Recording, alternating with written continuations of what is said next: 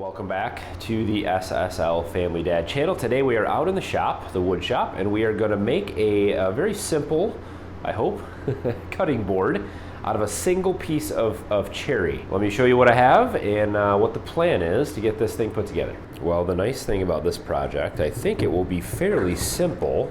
I have a piece of cherry. I had some cherry logs that a friend of mine gave me. Helped him cut down and clear out some trees, my friend Darren, and I had saved a couple slices that we had used as like decorations. We had used like centerpieces and things like that. I have this piece left that I can use, and I thought it'd be nice to make a little cutting board out of it. So it's not, the thickness isn't equal because it was just cut with a chainsaw. It's real rough, obviously, and so we need to prep this piece of wood, get it the thickness equal. And then we need to figure out how we're going to design a cutting board out of this. So I did a quick Google search and found a couple different options, but I thought this would be neat to do kind of a round one. So I printed out a few templates that are various sizes, and so I think I can maybe squeeze something like this in here. I want to avoid some of these deeper cracks. There's one right here this is where the center of the log was. I want to avoid that. Probably avoid this and avoid some of these edges where there might have been any rotting or anything like that. I want to get this nice dark cherry color here. We'll figure out what fits best, but first let's get this piece of wood prepped. Now you can do this with some very simple tools. I happen to have a thickness planer, which makes this just a little easier to get started when you're using a piece of rough wood like this that's not the right thickness. Of course, you could buy lumber that's already planed to the proper thickness, or you can use hand planers or sanders to do the same thing. And then I have a new sander I want to show you here towards the end that will help us get this thing, the round edges just right.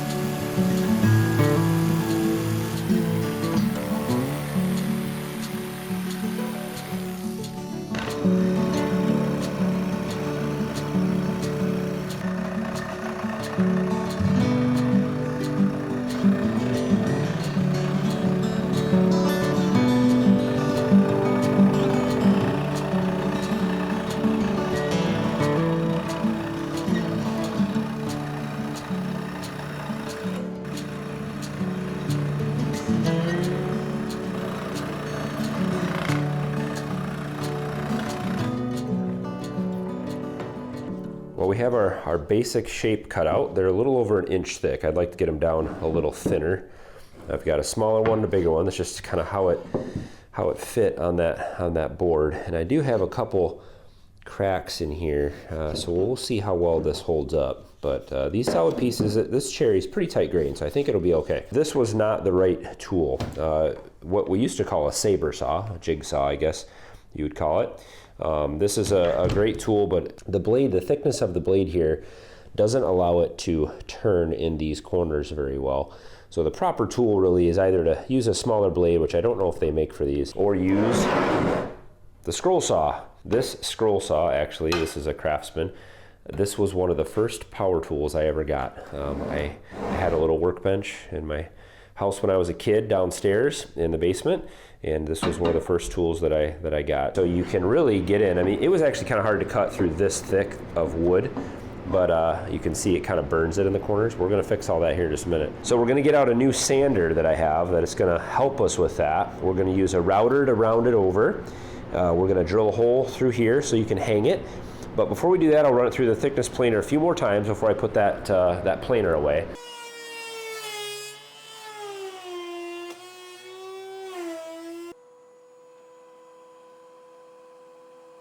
That blade got caught right in there. I didn't think that would happen. Well, what are we gonna turn this into? All right, we still have the smaller one. I think if I continue to run it through there, see we're getting blowout on it. I think maybe I won't use the planer anymore.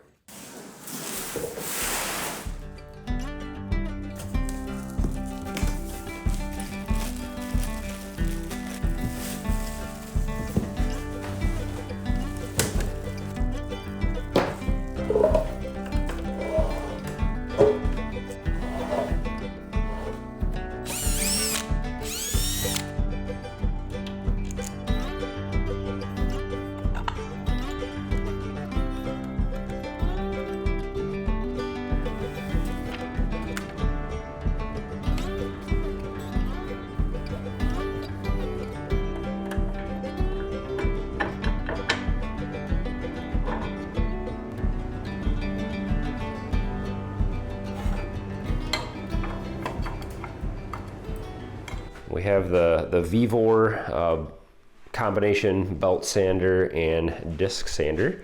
I've wanted one of these for a long time, and this is a pretty inexpensive one. It's these are equivalent to like a Harbor Freight type tool, but it's online, free shipping, and so I've got a lot of Vevor stuff actually I've been really happy with. So this allows me to do a couple things that I have not been able to do in the past. If I'm doing anything like this with a rounded edge on my broken one here, we're gonna turn this into like a little charger or maybe a companion item to the little cutting board. We'll see. So with the disc sander, I can actually set this right in here, and I can rotate this, and I've set all these tables to exactly 90 degrees. So I'll end up with a perfectly nice and smooth rounded edge on here, and it will be a perfect 90 degrees. The belt sander side, you can do similar things with. I can use this to do the same type of thing. This is set at 90 degrees.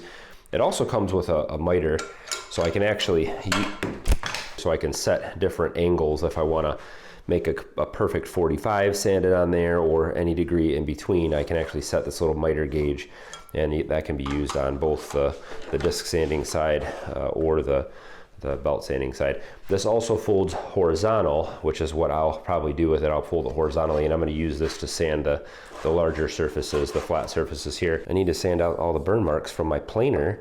I think that planer blade is dull, and I think that's why it grabbed that. I also should not have fed it through this way in the planer. I should have fed it through this way, and then that neck wouldn't have broken off. It would have come, you know, the blades would have been coming this way. It wouldn't have snagged that, I don't think. This is also going to help me with something that I couldn't do any other way, which is I can actually use this to get in here. So I'm going to make this is going to end up being that exact curve. That's what I'm going to make it. I'm going to sand that down to match that curve on the end. Let's get to work.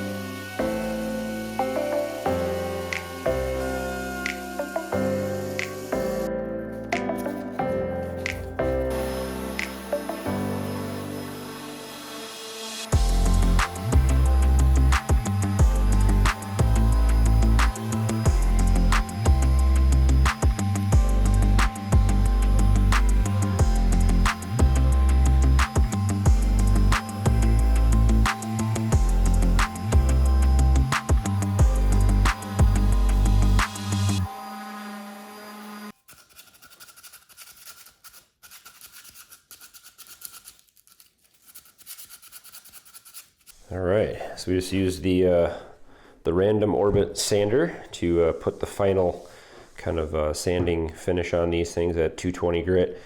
I could go a little bit higher than that, but they feel pretty good. I think I got most of the belt sanding marks out of these. They feel real nice and smooth. So we'll see when we put a little oil on them. My design didn't turn out perfect. It's not too bad though. The inside curve was hard. That thing has fresh sandpaper on it, and it takes off a lot of material real quick. So you got to be careful. And I was just kind of learning how to use that. And so I ended up making this a little different shape than I originally wanted. It was supposed to look more like this, more like rounded, and then with a deeper kind of curve right there. But I ended up I took off too much material a couple times, and then I had to smooth it out and make it even. So we ended up with kind of a longer sweep here. So it looks more like almost like a clover leaf or a ping pong paddle or something. This definitely would work as little cutting boards. This one obviously doesn't have a handle, so it's a little more irritating to use. This would work good for cutting little things. And so I think the two of them together, you could cut on this one and then kind of put, if you want to cut an apple or something, you could use this one and then display it real nicely on this and put it on the table. You have to stick around the end of the video. At the very, very end, I will put a fresh coat of oil on these so you'll see kind of what they look like. Well, sometimes projects start out a certain way and they end up a different way. So I love utilizing little scraps of wood to make things, and that little belt sander, disc sander will help me do a lot of these types of projects. There's lots of little things you can make with the scroll saw, and then using that sander to kind of round off edges and inside edges, outside edges, all those kinds of things. So it opens up a lot more projects I can do a lot easier. Cutting boards are something that are always fun to make, and they're super easy. You can make cutting boards out of one solid piece of wood like this. You just want to make sure it's nice and dry before you make it. If you do not dry a single solid piece of wood out really, really well, as it dries, it's going to start to cup, and so it's going to wreck it. And I've done a cutting board in the past with different types of wood, different colors of wood. You can use black walnut, cherry, different kinds of oak, maple, poplar, all that kind of stuff, decent hardwoods. And you can mix and match those colors and and glue them together and make kind of cool looking cutting boards that way too. I think I like this design better than my other design with the handle on it. So I think what I'll try to do is I'm going to try to find a piece of hickory later this year and make a larger single piece of hickory board, cutting board. I think that would be nice. But I'll make it with this kind of handle. I like this idea. It makes it a little more challenging to make that shape, but it certainly is a lot nicer when it's finished. Let me know what you guys think. Of course, the Vevor sander link will be in the description, and I will post a comment with the link to that as well. You can check it out on their site. Don't forget to hit thumbs up on today's video, and as always, guys, thanks for watching. Have a good one.